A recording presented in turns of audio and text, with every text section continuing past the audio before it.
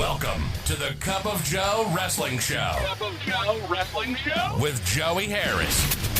A podcast for the wrestling fan on the go. So take your favorite beverage of choice and join Joey.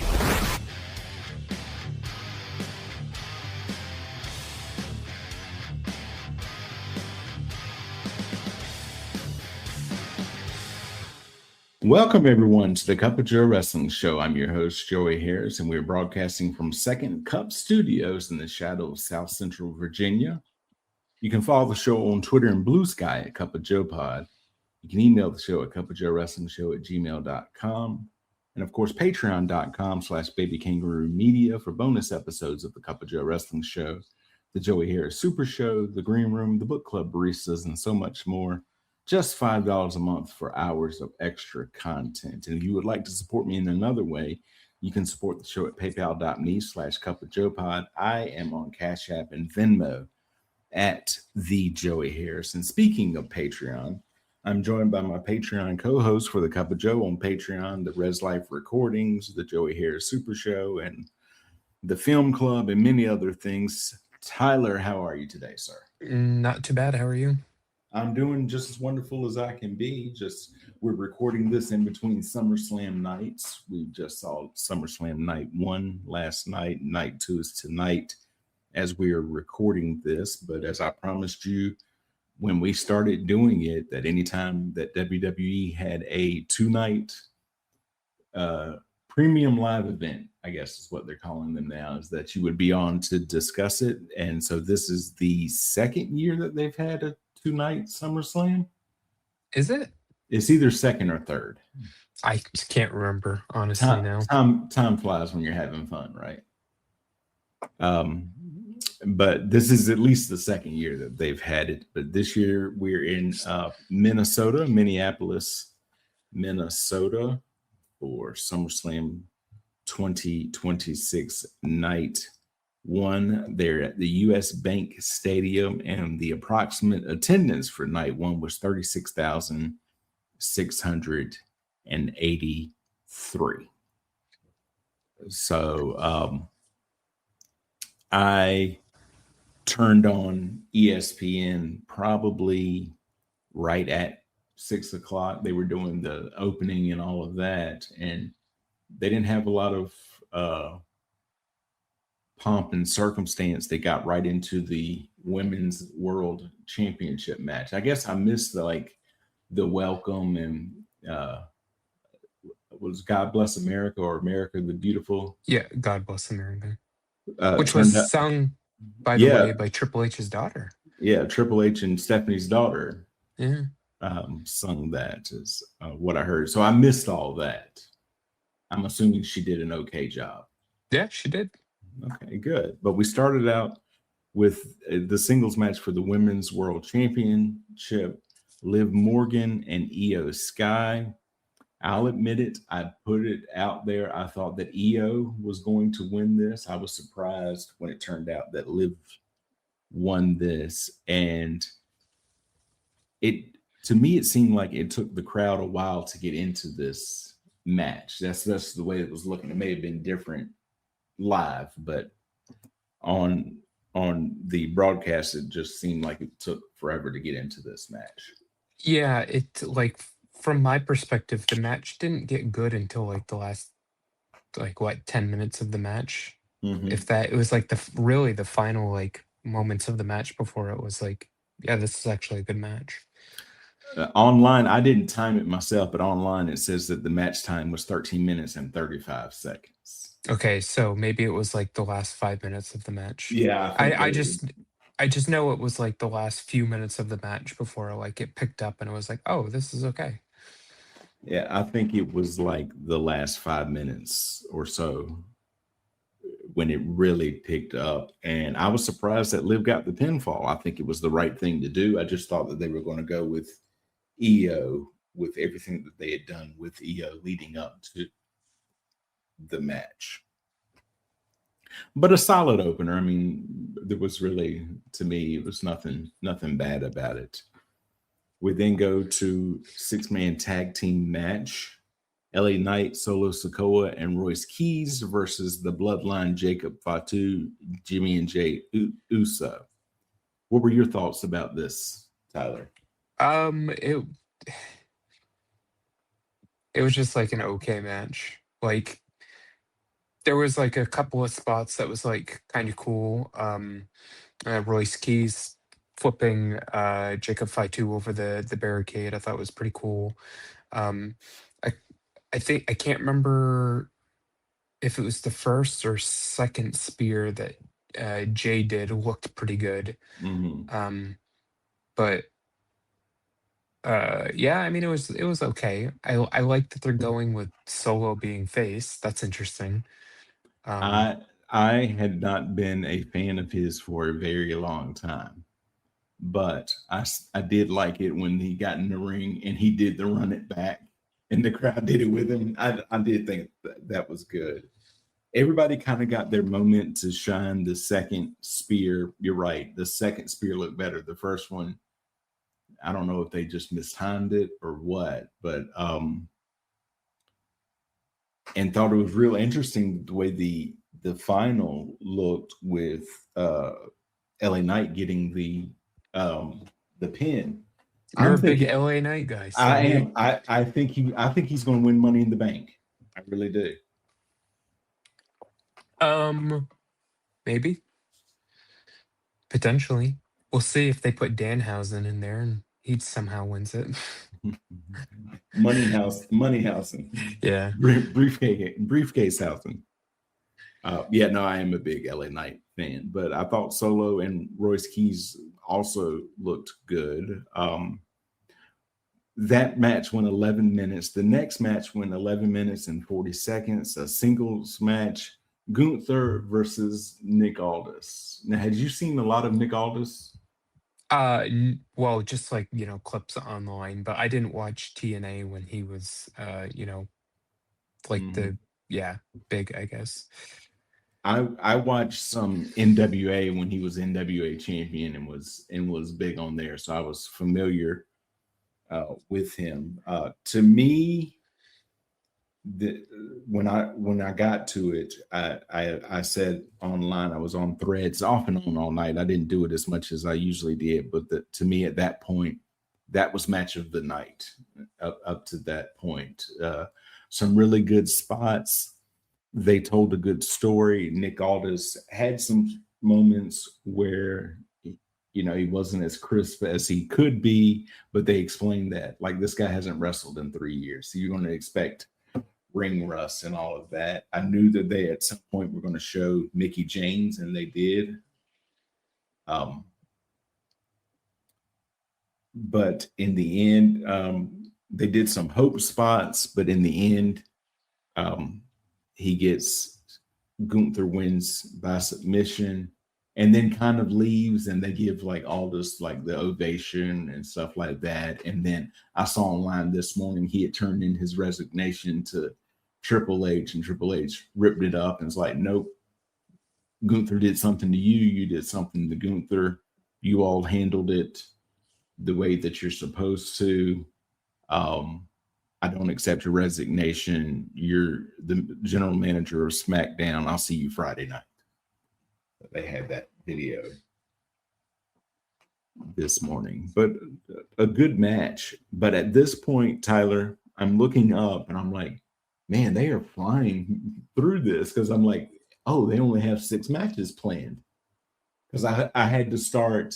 I started it on time, but I had to keep hitting pause to do different things, like take the dogs out, and my wife and our friend and my sister-in-law went out, and then they came back in. I had to help with that, so I was about 45 minutes behind. And when it was when the next match stopped, I'm like, either these last two matches are going to go for a very long time, or they're going to have about a 3-hour pay-per-view. Yeah.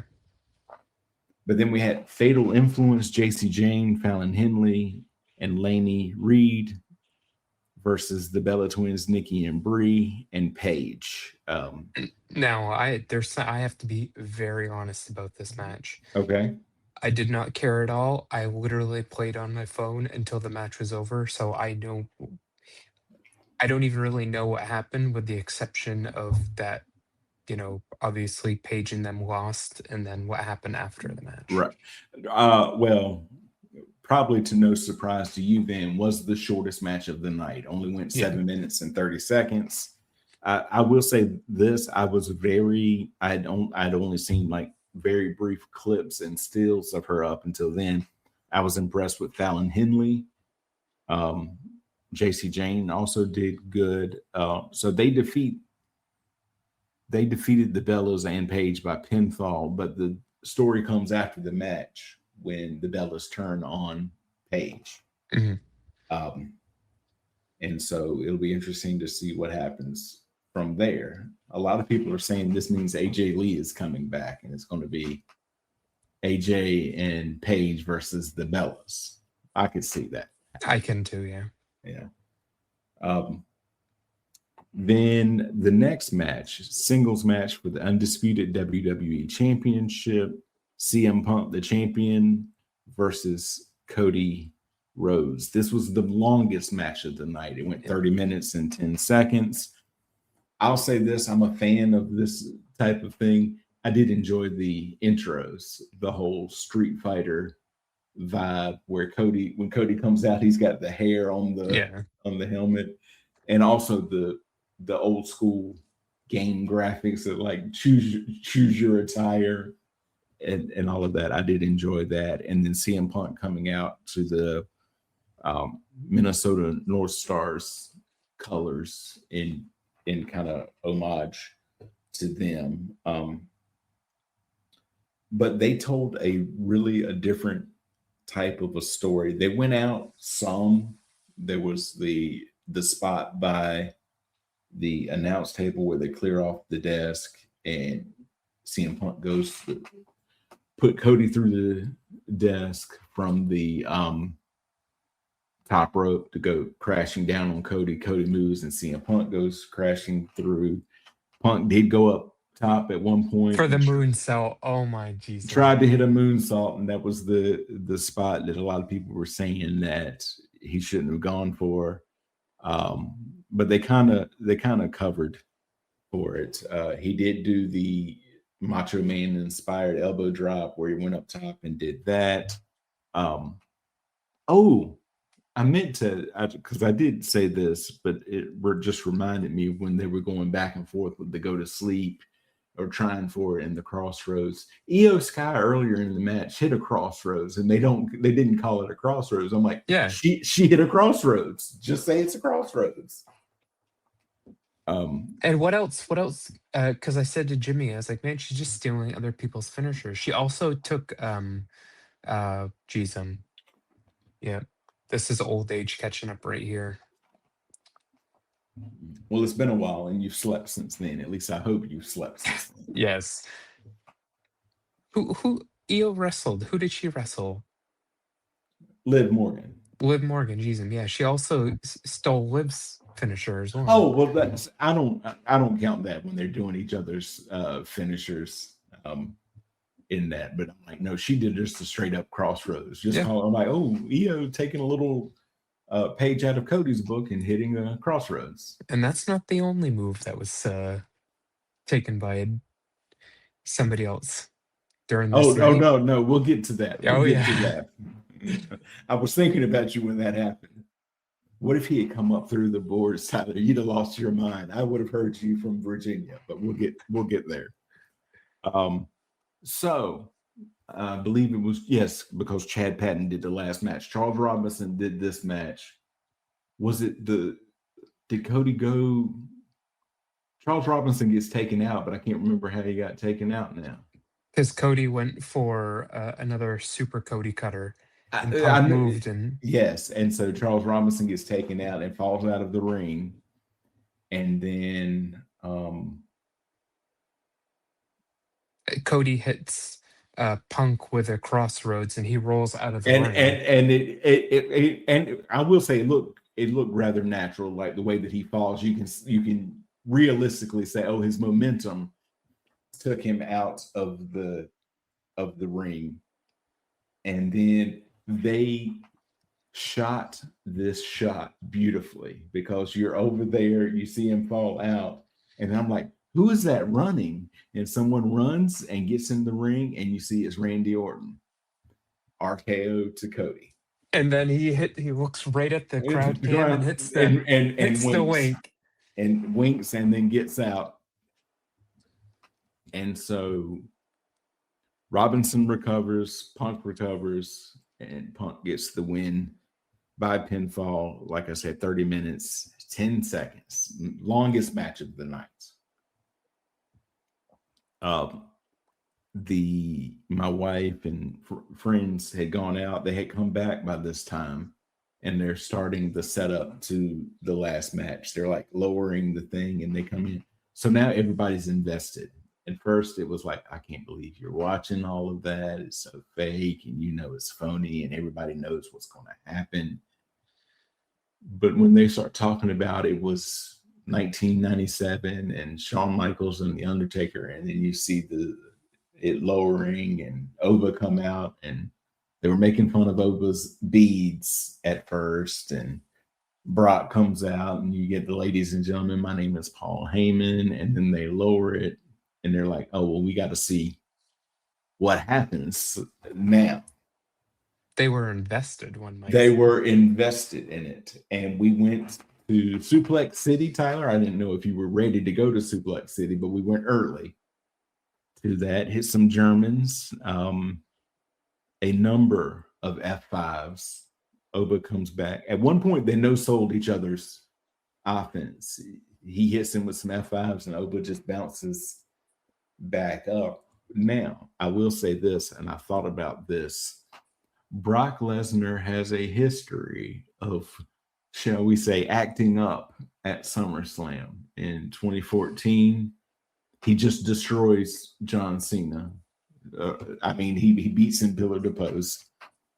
In 2016, he knocks Randy Orton open the hard way on purpose and upsets Chris Jericho in the back. I don't know if you've ever heard that story. Yes. Oh, yes. Until they told Jericho, no, this was part of the plan, was to hit him until he bleeds.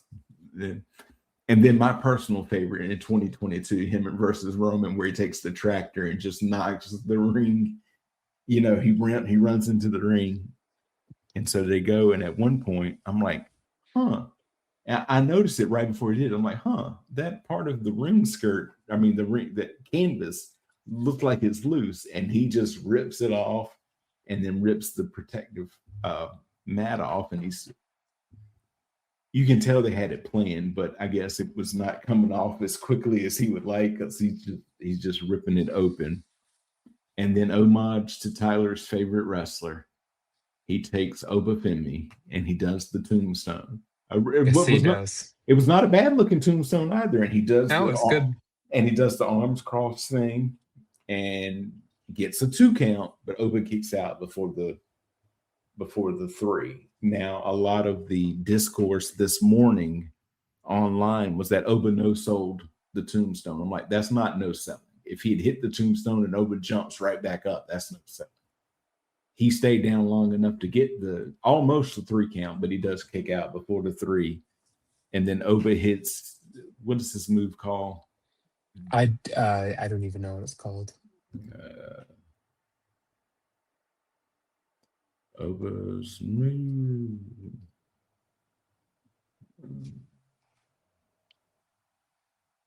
Professional wrestling career.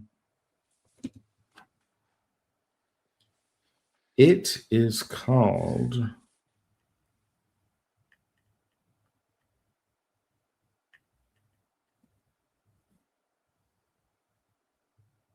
The Fall from Grace.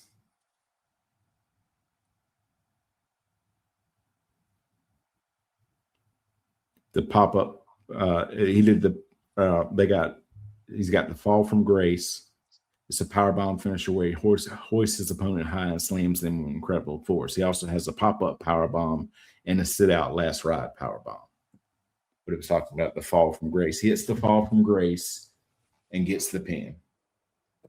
They raise it up. Brock and Heyman leave at first. Oba's sitting there celebrating.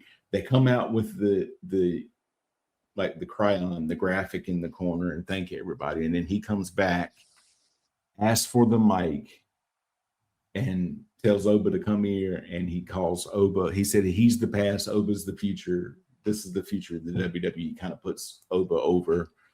And then that's how they sign off from night one. So overall thoughts, Tyler?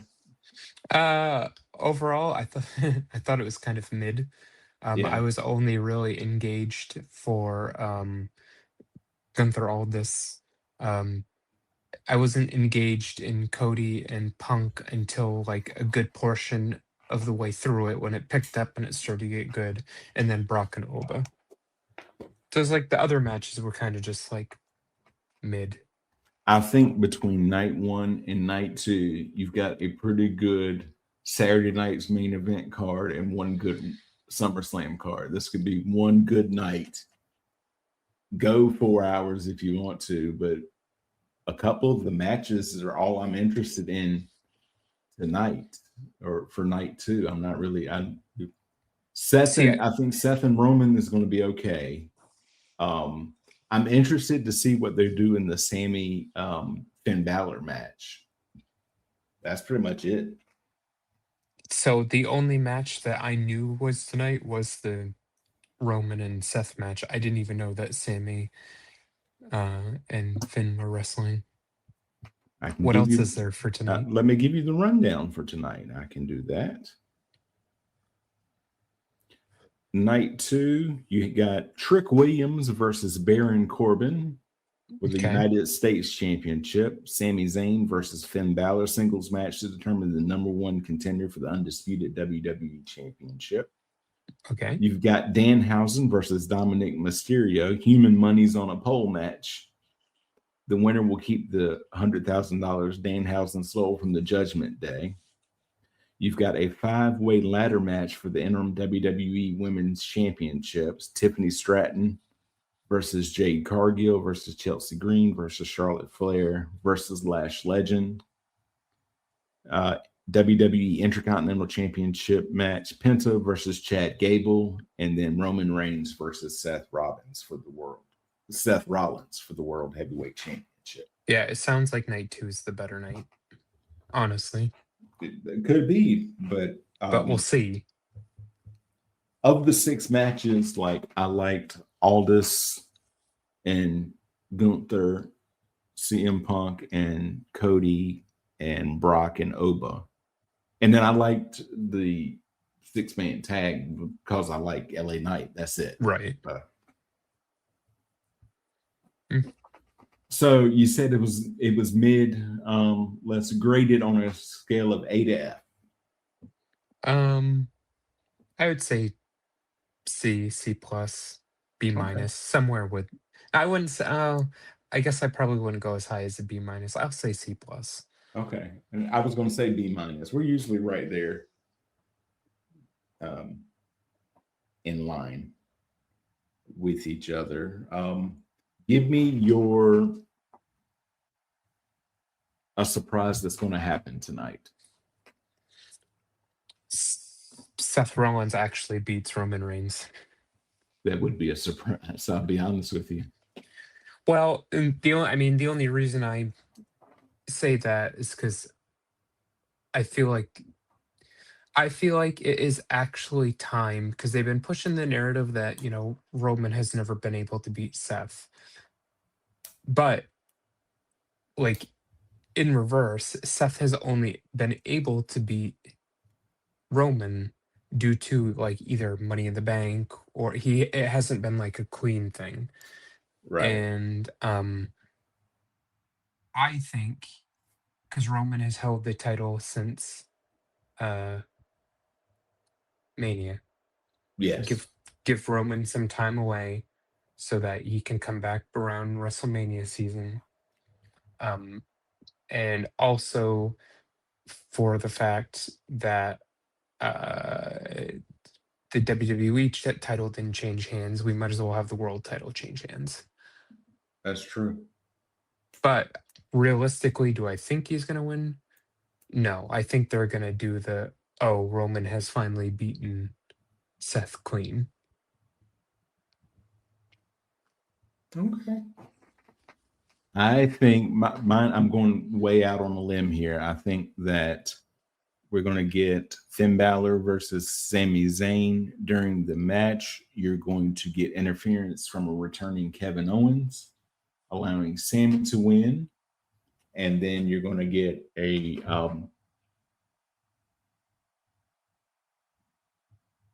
power struggle there because Punk is the champion. Sammy used to be the champion and said, hey, I wasn't ready to fight CM Punk. I was ready to fight Cody.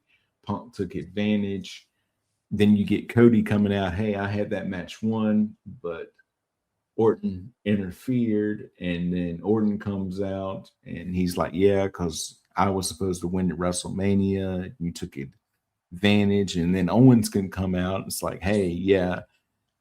We still have unfinished business because it was really supposed to be him and Orton last year at WrestleMania before Owens got injured. So I think that's where they're going to go with that. But Tyler, this will come out this Thursday, and then Tyler and I will record after night 2 at some point, and that'll come out the following Thursday for episodes 349 and 350 of my main podcast, Tyler. So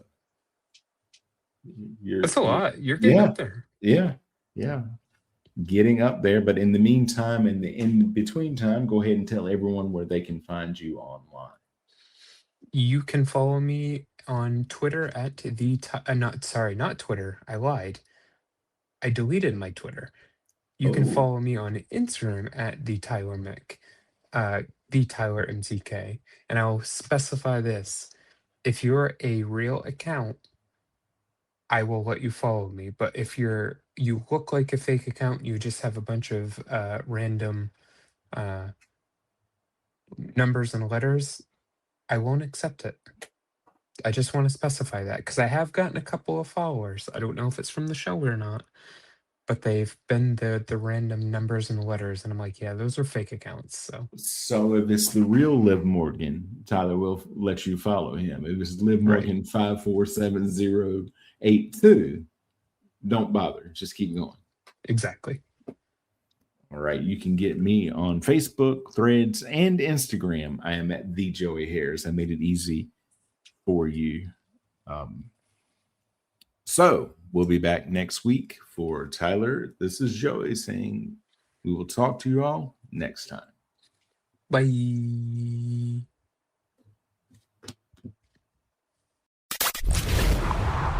The Cup of Joe Wrestling Show is a production of Baby Kangaroo Media.